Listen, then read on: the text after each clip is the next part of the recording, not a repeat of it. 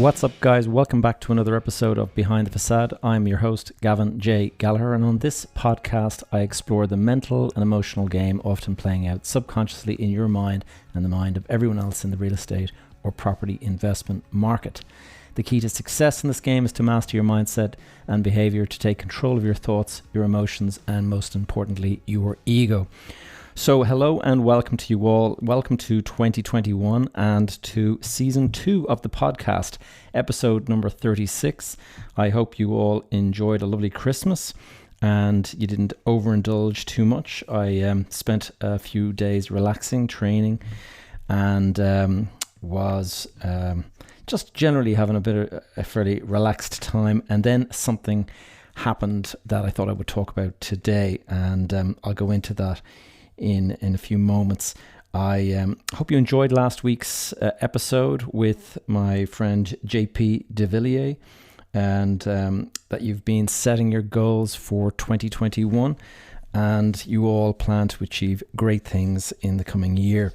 No matter the struggle or the challenges, you just have to kind of face up to it, and that was one of the reasons why I asked JP to come on the podcast, because in 2019 JP suffered a terrible incident when he was knocked off his bike he was run over basically by a drunk driver who hit and run and left the scene and left JP on the side of the road to die. And JP was found by a policeman off duty and managed to get him to safety. And but he woke up 2 weeks later after being unconscious for 2 weeks, every bone in his body broken, and his business basically stopped, and he was going out of business basically because he was the breadwinner, and obviously he's now in hospital, in serious pain. So a very interesting story from JP, and I hope you guys, if you haven't listened to it already, please go back and have a listen to that, because it's very, very instructive, and I think just shows you that no matter what you're going through, somebody else somewhere else is going through something far worse. And a lot of the time the mindset is that you kind of feel like you're down on your luck and that everything's going against you, but really, the only person who's going to sort this out is yourself. There's nobody going to come along and rescue you. There's no magic pill that fixes everything. It's just consistent hard work and grind that gets you where you want to go. So this week, guys, look, it's been a crazy week. I was kind of looking forward to a couple of really relaxing days over Christmas and to come back to it all refreshed. And I thought what I would do is I would explain to you what has happened in the past week and just fill in the blanks. We spoke before about buying foreign property, and a lot of the time it can seem like a very exotic thing to do and glamorous thing to do and kind of exciting thing to do, and a lot of people go off and they choose a beautiful place that they've been on holiday, and they say, I want to have a holiday home there, or I want to buy an investment property there, or whatever it is. And a lot of people do this based on kind of an emotional attachment that they have to a particular location, as opposed to it being maybe a business related decision that they went and they researched and all of that stuff. And of course, I've fallen for this exact same thing myself. Back in 2005, I bought a beautiful apartment down in the south of Spain. And this was going to be, a holiday vacation destination for me. I had been down there and I kind of convinced myself that this was going to be a great investment. But really, if I kind of am completely honest with myself, it was more of a holiday destination and it was less of an investment, because I didn't really research the market. I didn't really look at where prices were relative to where they had been. All of the stuff that you would normally do, because I was being driven by emotion and probably a little bit of ego as well, because it was a pretty suave, a pretty cool looking place. It had its own garden and swimming pool, and my apartment actually had its own swimming pool and its own garden, and it looked out right over the waterfront down in the south in a place called Soto Grande. And the area that we were looking out on was where all of the big kind of super yachts were parked up and stuff. So it was a very kind of glamorous area, and I fell in love with it immediately. And of course, once that happens, then the decision making gets kind of flawed a little bit. And don't get me wrong now, I got years and years of really, really great times down there, and I don't regret buying it, but just in terms of whether or not it was a good investment, that is a completely different topic to discuss. If you're buying it for enjoyment, then make it clear that that's what it's for.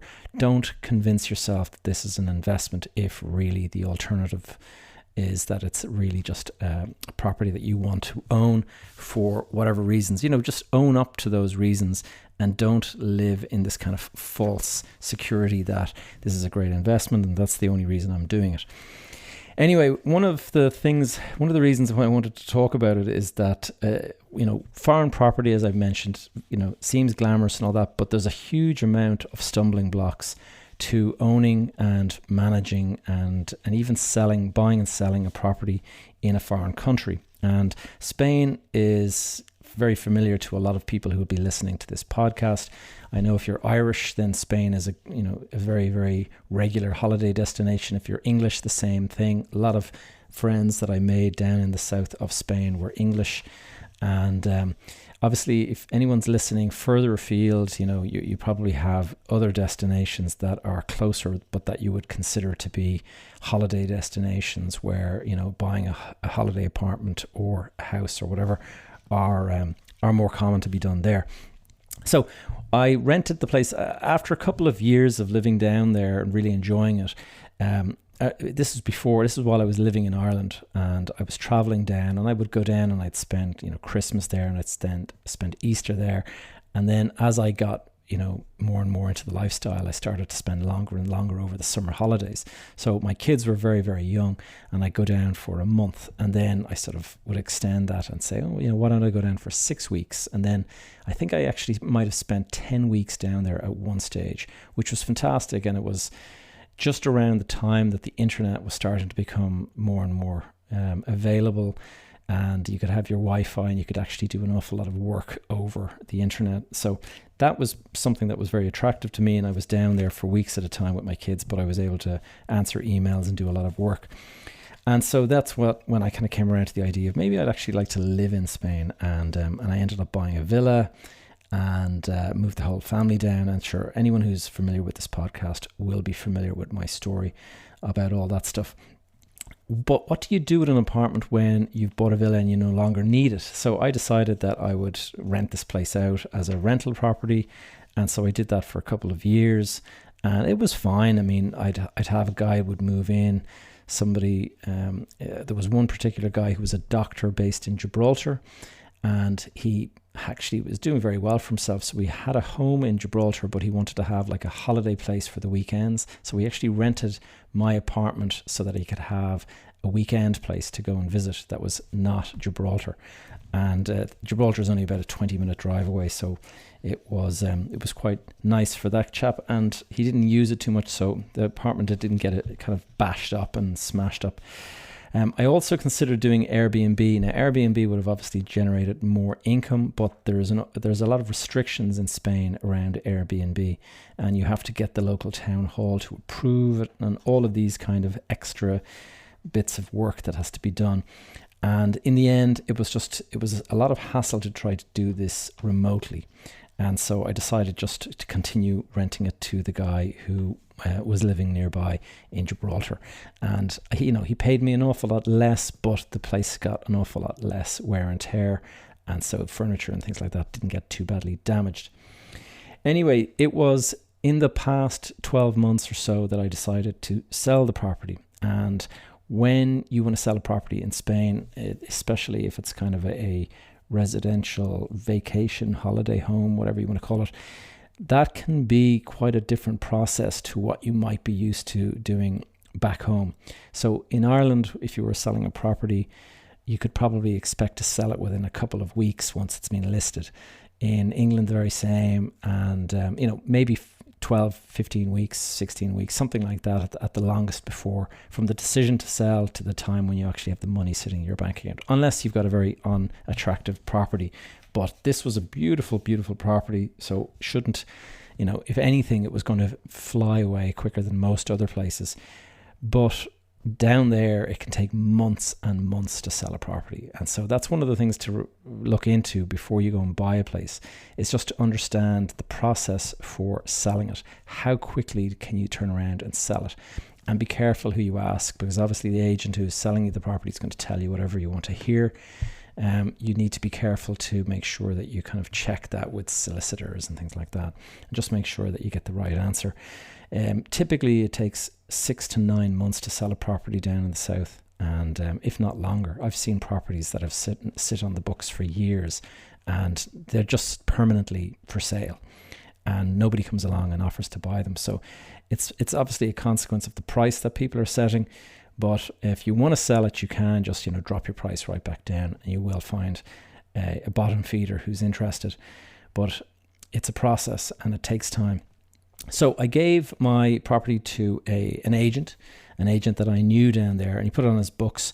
But I got 0 inquiries over, I'd say, about a 9-month period, like absolutely 0. And so I decided that this guy wasn't doing enough work, and I gave it to another agent. And this agent was somebody else I knew, and I knew that they would work a little bit harder on it. So they got to work on it, but they asked me if I would consider dropping the price of it. So I had to go and drop the price. And in the end, I got an offer back in, I think it was back in early November. And it was below the price that I wanted.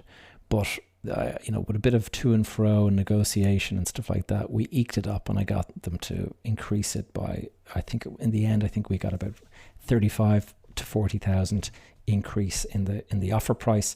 And it wasn't quite where I wanted to be, but I decided, you know what, I'm just going to take it, because I know that there's nothing further that I can get out of this person.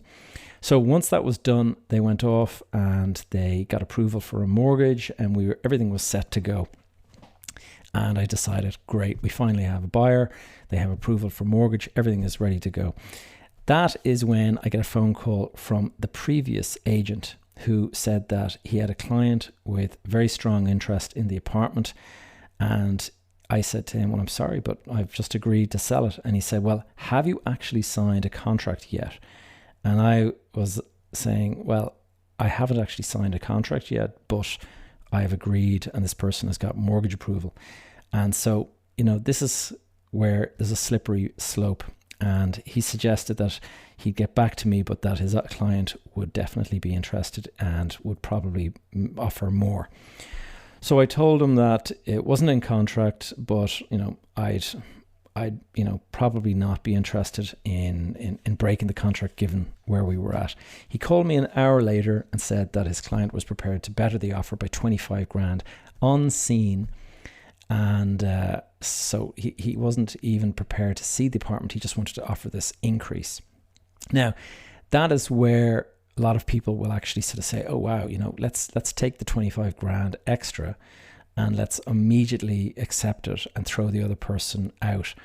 Now, the problem is, okay, we're in the middle of November, and obviously Brexit now, in retrospect, we're in January now, so we know that the deal has been done on Christmas Eve.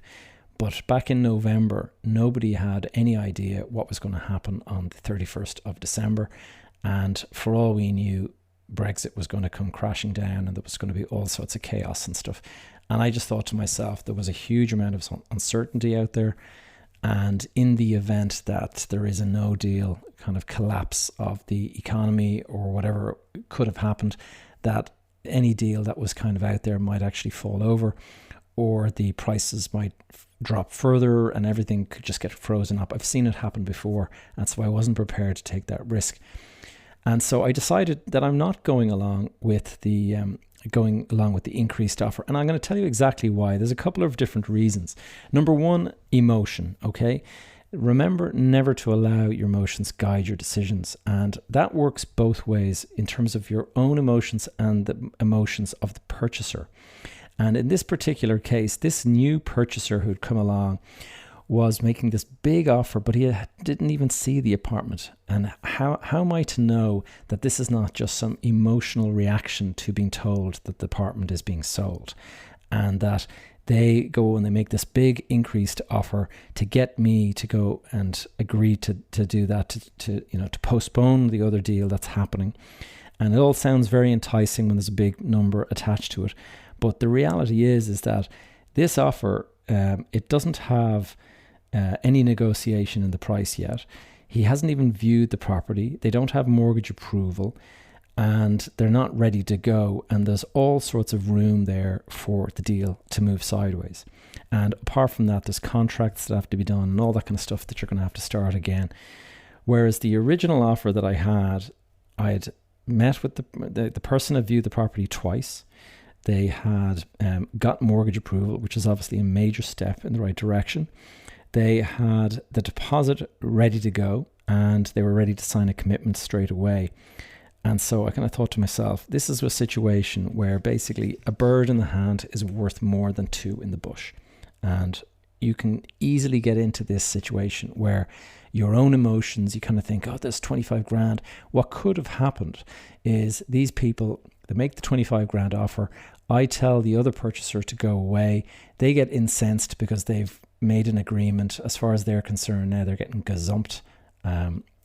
They walk away. They decide that they're not going to deal with me ever again. They've already spent money on mortgage approval and whatever, solicitors and all this kind of stuff. So they've got the hump in a big way. And then this guy might turn around and say, oh, you know what? We've changed our mind. We actually didn't realize the apartment looked like that or was configured like that. Or we think we've actually we've offered you too much. We'd like to come back on the price. And I end up having to kind of negotiate with someone because the other people have pulled out. So I just decided, you know what? I'm just going to take this, apart from the fact that Brexit is coming down on top of it.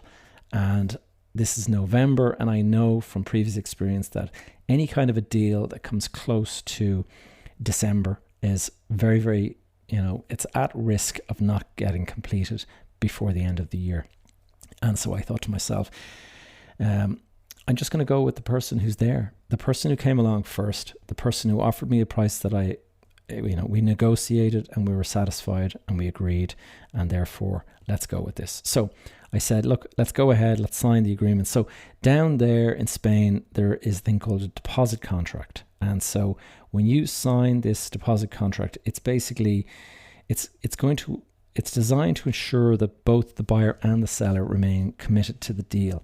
If I change my mind and want to pull out after signing this document, I not only have to pay back the deposit, but I actually have to pay double the deposit back to the purchaser who is getting kind of turfed out of the deal. Now, it works both ways. If the purchaser decides to change their mind after they've signed the deposit agreement, then I get to keep the deposit. They don't get any money back. And so it's kind of, they get to keep their deposit or I get to keep the deposit. And but either way, both parties suffer the same penalty if they decide to pull out of the deal. So this ensures gazumping doesn't happen after you've signed the contract. And so I was happy enough to sign that. I had made up my mind. I was going ahead with it. So transaction paperwork now has to get processed. And because I actually bought this apartment using a company, and I bought, at the time when I bought this property, there was a thing called wealth tax in Spain. And if you bought it in your personal name, then they could apply all sorts of taxes to it. And so I instead bought it through a company, so there was no wealth tax involved. And that company was actually owned by my own company in Ireland. And so there was a bit of paperwork involved with all of that. There's also the contract paperwork as well that you have to do up. Now, the big concern for me when I saw the documents coming out was that the deal was actually set to close on the 18th of December, 1 week before Christmas. And that is pretty risky, leaving it that late, because, anything can go wrong at that stage. Paperwork gets delayed a day and you can actually end up just missing the entire transaction. And given the restrictions with COVID and all that, I was very concerned at the idea of flying to Spain because I've done all the travel I've done over the years. I found that anytime there's disruption, it's usually close to big holidays like Christmas and things like that. And I have been stuck in airports for, a day or two because of things like this. So I just said to myself, you know what? I am not going to fly to Spain and sign these contracts myself. I'm going to give a power of attorney to my lawyer and they're going to sign on my behalf. And that just means that I can avoid all of the grief of traveling down and doing all this kind of stuff. So long story short, I asked my lawyers, go and prepare the documents, prepare a power of attorney as well, and I will give you the authority to go and sign all the documents on my behalf. So he said, fine, we'll go and do that. He would prefer if I came down, but he said, look, fair enough, given COVID and all that kind of stuff, let's just do it like this. So all the documents got drafted up. Now this is getting closer and closer to Christmas, obviously. Before I can sign a power of attorney, the documents have to be completed and everything, and I have to book a meeting with a public notary here in Ireland. Now the public notary basically witnesses my signature, but it's not as simple as that. They actually need to validate that I am actually authorized to sign on behalf of the company. So in order to kind of satisfy this public notary, I had to produce documents that showed that I was the owner of the company in Ireland and that I had the authority to sign on behalf of the company in Spain, and all of this stuff has to be done. So that's an extra bit of paperwork and legwork that has to be done in order to get all that. Now, I happen to know this notary because I've been working with him for years, but I didn't actually get to meet with him and sit down and sign all the documents until the 15th of December. So we're now just 10 days before Christmas and 3 days before the so-called completion date. So already I knew this thing is going to get delayed, because at the very minimum, you're going to have to go and sign the documents. Then I'm going to have to run to the Department of Foreign Affairs to get it this thing called an apostille attached to it, and then I have to courier the documents.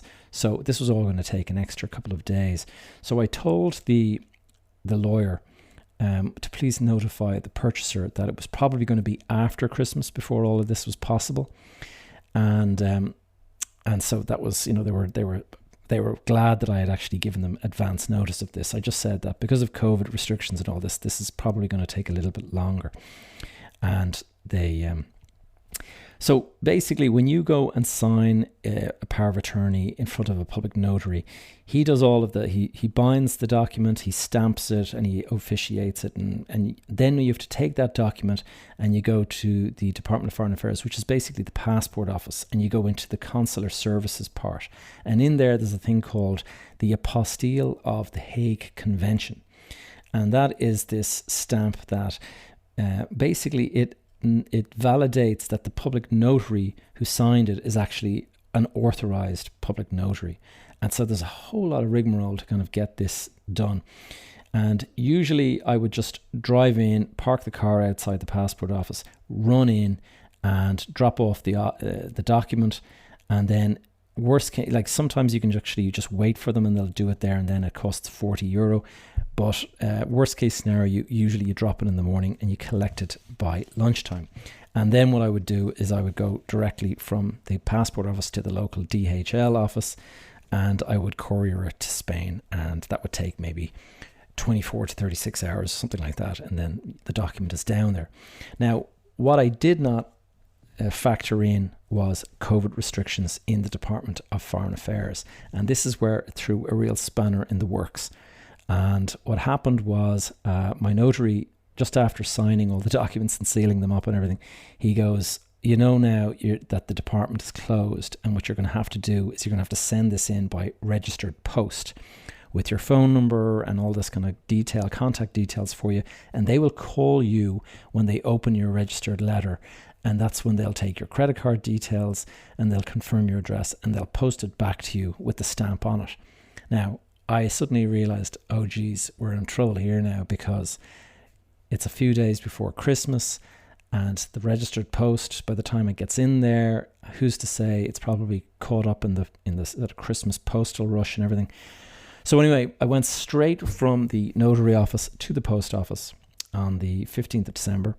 and stuck it into an envelope, sent it straight by registered post to the consular services in the Department of Foreign Affairs, and praying that they would call me within the next 2 days. No phone call was forthcoming. And so I'm sitting there and I decide, oh, this is such a pain. I better let them know that this document is not back yet. So that is when my lawyer says, don't worry, the purchaser's mortgage is valid until the 31st of the 12th. And I suddenly realized, God, I wonder if actually this document is going to get back, the week after Christmas. There's a strong chance it won't. So I just said, look, it's probably best to let these people know that it's, there's a risk that this will drag into January. So Christmas came and went. And on the 27th, I just decided, I'll open my email, see what's going on. And I get an email from the agent. And he just said, Gavin, is there any update, please, on this, on the power of attorney? Because the purchaser is really eager to sign before the 31st because they don't want their mortgage approval to run out. And he said, can you give a call into the Department of Foreign Affairs and ask them to speed up? These guys really didn't have a clue. I mean, there's just no chance that you can do that.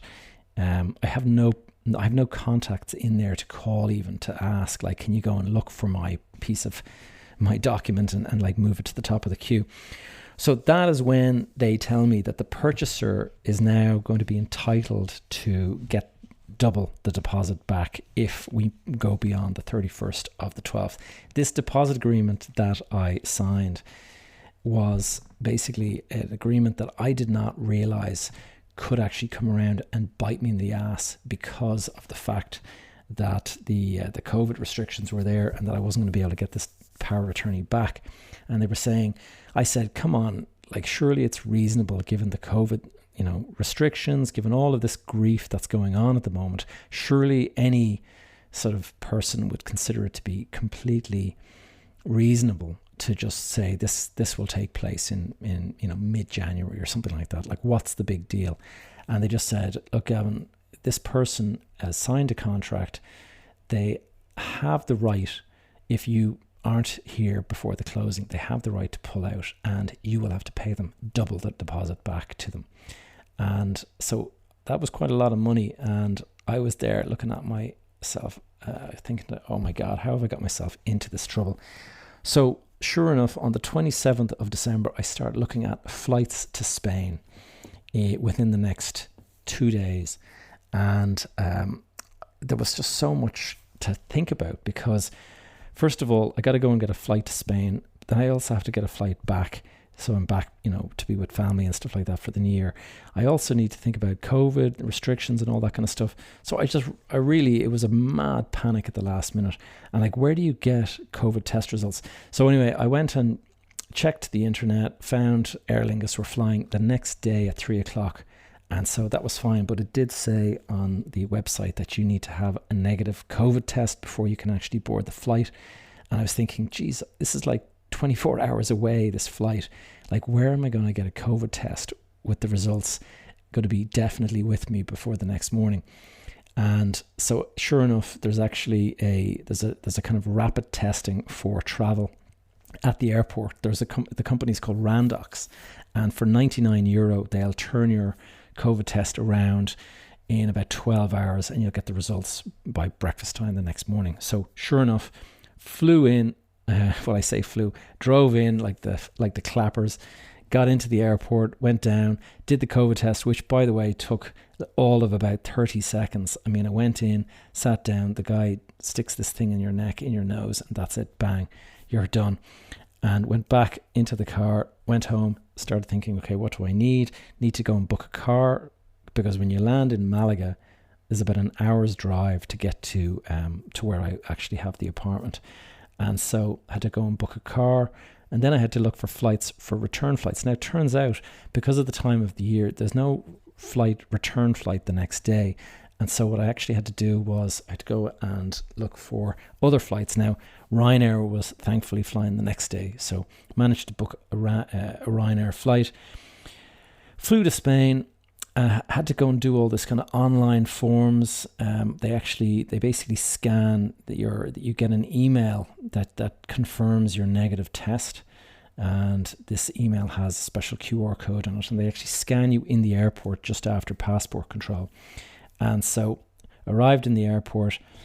The airport, by the way, was completely empty. It was like a ghost town. I've never ever seen it so quiet. So it was actually a pleasure. Straight through the airport, straight onto the plane, flew down to Spain, arrived in Spain, go through passport control, and sure enough, there's a person who scans the email, and went down, hired the car, drove down for an hour down to the south where I have my apartment, stayed in the apartment for the night, and then the next morning, straight to the notary office, signed the documents. I had to bring my own passport, and I had to bring various documents that confirmed who I was, because all of the stuff that I had done in Dublin was all null and void.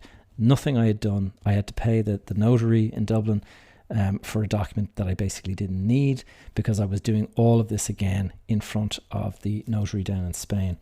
So anyway, long story short, went straight from the public notary's office to the bank, signed an agreement that my mortgage was being terminated, and straight back to the airport, like not a moment too soon. I didn't get to eat or anything like that. And now I am back in Dublin, and I have to isolate for 14 days. So the moral of the story is that the deal was done. And this is the thing, is just when you get into this business, you have to realize that sometimes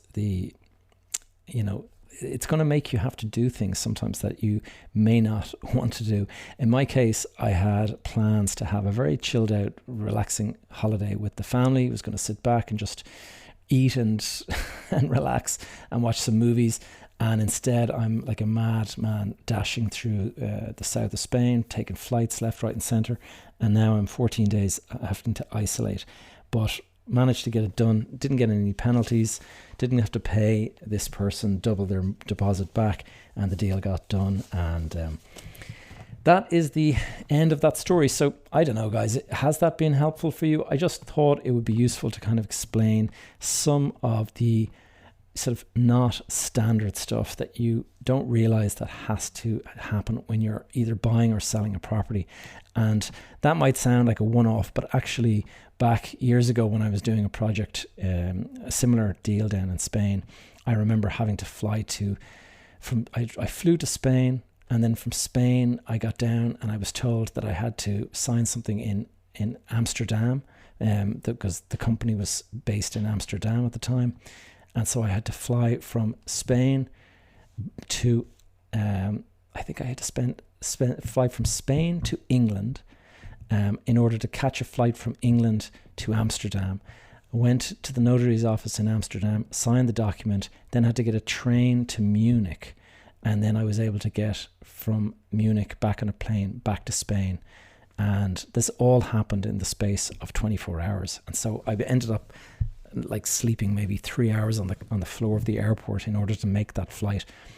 And that is because basically if you don't do this, sometimes you can actually trigger these penalty things. And so just be aware before you sign anything, what are all the drawbacks? A lot of these guys don't tell you what's involved. I mean, when I signed that deposit contract, I was kind of familiar with Spanish law at that stage, but they didn't tell me, Gavin, now you do realise if you don't go ahead with this deal, or if you're delayed, or if COVID restrictions cause you to be delayed, that the person might want double the deposit back.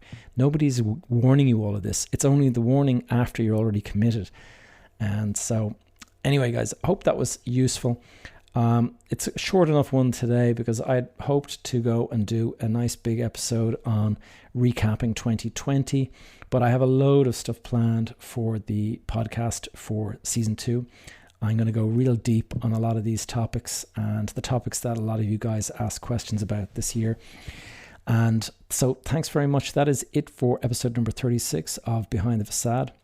Thanks so much for listening. As always, please, if you can, give me a 5-star rating over on iTunes, or if you've got the time, it'd be really great if you can go and leave a review. It just helps us get noticed by the algorithm and move us up the rankings.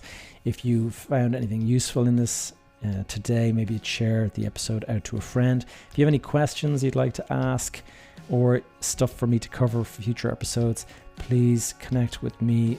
You can go to the Facebook group Behind the Facade Community, or alternatively you can connect with me on social media. My handle, as always, Gavin J. Gallagher. And lastly, if you want to stay up to date on various events and things like that, you can sign up for my email list over at gavinjgallagher.com/go.